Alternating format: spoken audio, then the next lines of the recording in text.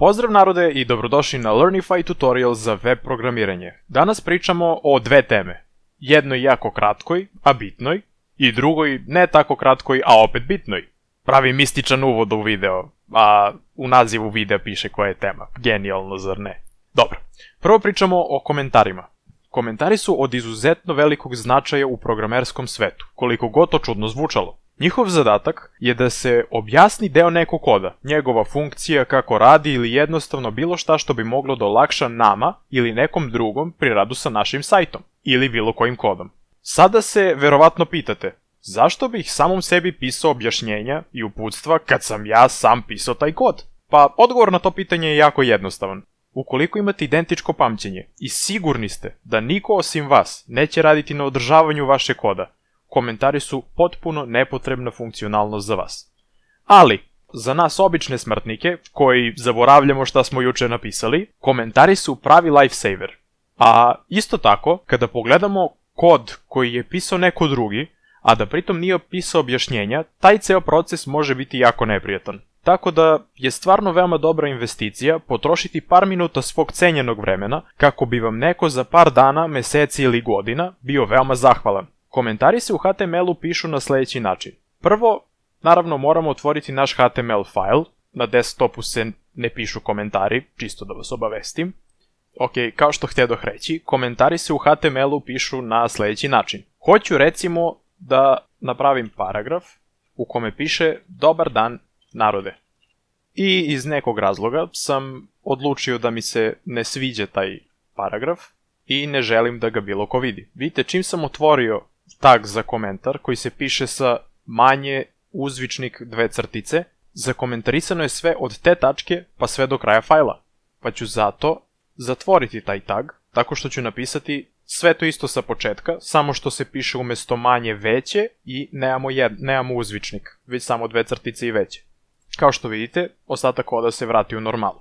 Sad, sve ono što se nalazi između ova dva taga neće biti renderovan od strane brauzera. I pritom će se u kodu, kao što možete da vidite, taj deo biti prikazan na specifičan način kako bi se signaliziralo da je u pitanju komentara neregularan kod. I to je to što se tiče komentara, u principu nema više ništa posebno bitno da se kaže za komentare. Ali vas molim da stičete naviku od samog početka svog programerskog života da ih pišete. Verujte mi da je jako bitno to raditi. Umalo da zaboravim. HTML podržava i uslovne komentare. Šta je sad, pa to pitate se? Pa to u prevodu znači da HTML posjeduje podršku da deo koda u određenim uslovima izvrši, a u drugim ne.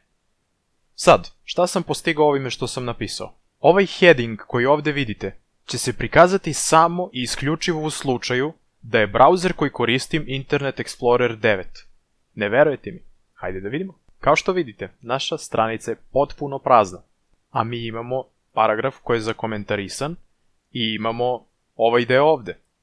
Sad, zašto se ni jedan ni drugi ne prikazuju? Pa ovaj deo samo zato što je u pitanju komentar, a ovaj deo ovdje bi se prikazao kada bih imao Internet Explorer 9, ali pošto je to veoma zastarela verzija Internet Explorera, koju ja naravno nemam, niti sam uspio da je nađem u relativno kratkom vremenskom periodu, tako da žao mi je, morat ćete da mi verujete na reč. Dobro, sad, head tag. Da, znam, već smo pričali o njemu i to u drugom videu. Znam da je vama to sada lako, pošto smo taj deo koristili već puno puta, ali ipak postoji deo koji nismo diskutovali, a spomenuli smo ga. U pitanju su meta podaci. To su, ako se sećate, podaci o podacima. Kad je za opisivanje nečega potrebna rekurzija, znate da se radi o nečemu jako zabavnom. Znači, HTML meta podaci su podaci o HTML dokumentu, koji se ne prikazuju korisniku, ali ih zato brauzer koristi. Meta podaci obično definišu naziv dokumenta, skup karaktera koji će se koristiti na našoj web stranici, stilove, linkove, skripte i druge meta informacije o našem HTML failu.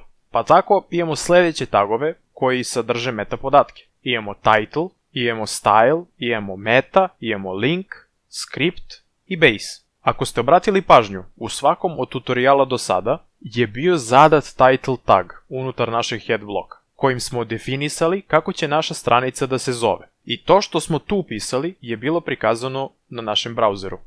Ovaj tag takođe definiše ime stranice kada se ona doda u favorites i prikazuje ime stranice u search engine-ima. Kako bi sve ovo ispratili, doći ćemo u naš HTML file, iz koga nismo ni odlazili, i zadat ćemo da se umjesto tutorial 13 zove Learnify. Naravno kako drugačije će se zove. Sada, kada otvorimo naš browser, ime ove stranice bi trebalo da bude Learnify. I kao što vidite, to i jeste ime naše stranice sada, iako se ona ranije zvala tutorial 13. Lokacija HTML fajla je ista i ime tog fajla je isto, samo se naša stranica više ne zove tutorial 13, nego se zove Learnify. Drugi tag je već dovoljno pokriven, tako da neće biti puno reči o njemu, a u pitanju je naravno style tag. Priča nije ništa drugačija ni za link tag, jer smo ga koristili apsolutno svaki put kada smo imali neki eksterni file sa kojim je trebalo raditi. Uglavnom style file, style. Tako da dolazimo do meta taga. On već predstavlja novinu. Njegova svrha je da specificira koji skup karaktera treba biti korišćen unutar naše stranice, opis stranice, ključne reči koje treba da budu vezane do naše stranice za search engine, ko je autor stranice i još neki dodatni meta podaci. Sintaksa za definisanje skupa karaktera je sledeća. Krenimo recimo od skupa karaktera koji će biti korišćeni na našoj stranici. Sintaksa za definisanje charseta ili skupa karaktera je sledeća. Znači, unutar head bloka se piše sve o čemu ćemo pričati. Sad, šta smo napisali? Napisali smo da želimo da naša web stranica koristi skup karaktera koji se zove UTF-8. Ne brinite ništa, u narednom videu ćemo već objašnjavati šta znači to UTF-8 i koji još skupovi karaktera postoje. Tako da možemo da pređemo na opis stranice. Opis stranice se zadaje opet meta tagom, pa pišemo name. Trebamo zadati da se radi o opisu, pa se zato unutar name atributa piše description i onda pišemo sadržaj ili content. I hoćemo da kažemo učimo web programiranje. Tako je. Što se tiče definisanja ključnih reči za search engine, koristi se opet meta tag sa imenom keywords ili ključne reči. Kažemo content da je HTML, hoćemo isto i CSS i hoćemo recimo Learnify, pošto su to ključne reči kojima će da se nađe naš sajt. Što se tiče definisanja podataka o autoru stranice, koristi se opet, neverovatno, zar ne, opet ne meta tag, za name pišemo autor i za content pišemo ime autora ili Draganče. To je bilo to što se tiče pomenutih atributa vezanih za meta tag, a postoji još jedan koji možda može da vam zatreba nekada, pa ćemo ga pomenuti, a u pitanju je mogućnost da se refreshuje stranica sama, automatski. Šta sam sada napisao? Znači, rekao sam da hoću da se naša stranica refreshuje, znači akcija je refresh, a unutar content atributa se piše vreme u sekundama nakon koga treba automatski da se refreshuje stranica. Ja ću da stavim 10 sekundi kako bi mogli da vidimo rezultat refreshovanja, pošto je refreshovanje stranice vidljivo, videći se da se ponovo učitava stranica. Pored ovih, imamo i script tag koji se takođe dodaje u head bloku, koji se doduše može dodavati unutar body bloka, a njegova svrha je jako slična svrsi style taga, samo što je umesto za CSS vezan za JavaScript. Tako da se unutar script bloka piše JavaScript koda umesto CSS koda unutar style taga. Nego pričat ćemo o njemu mnogo više u budućnosti. Tako da sada prelazimo na base tag. Ovaj tag definiše bazni polazni URL koji će se koristiti za sve relativne putanje na našoj web stranici. Sećate se priču o relativnim i apsolutnim putanjama, koju smo spominjali kada smo radili sa slikama i sa hiperlinkovima.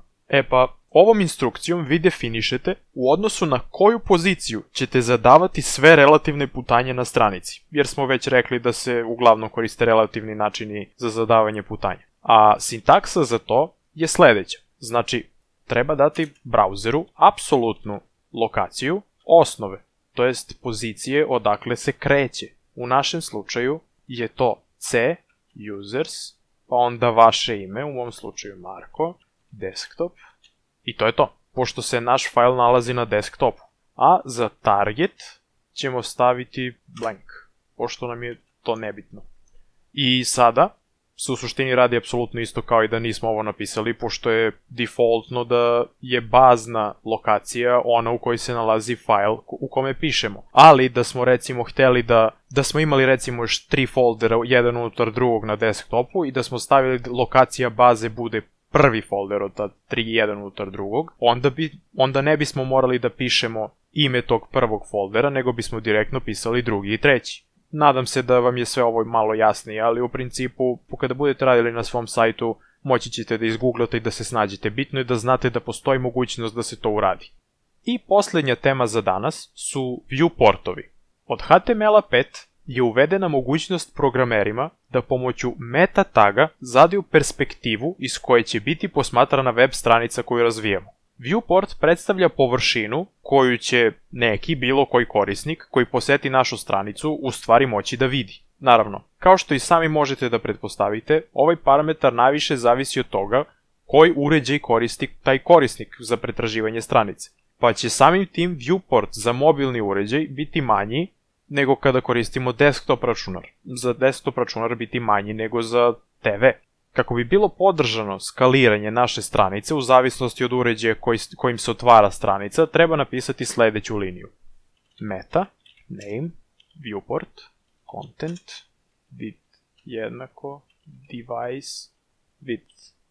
To je to. Kada smo ovo napisali, meta tag će davati brauzeru instrukcije kako da upravlja skaliranjem naše stranice.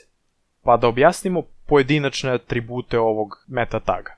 Atribut content sa vrednošću width jednako device width će setovati da širina stranice uvek bude ista širini uređaja pomoću koga se pregleda stranica. Tako da ukoliko koristite desktop računar koji ima rezoluciju 2K, znači onda vam je širina stranice 2560 piksela, a ukoliko koristite mobilni telefon koji ima širinu, 600 piksela, onda će širina stranice biti 600 piksela. A ovaj deo ovde, initial scale 1.0, označava da browser po prvi put kada bude renderovao stranicu treba da je renderuje u odnosu 1.0, što znači da treba da renderuje u prirodnoj veličini. I sa skaliranjem stranice pri prvom učitavanju završavamo današnji tutorial.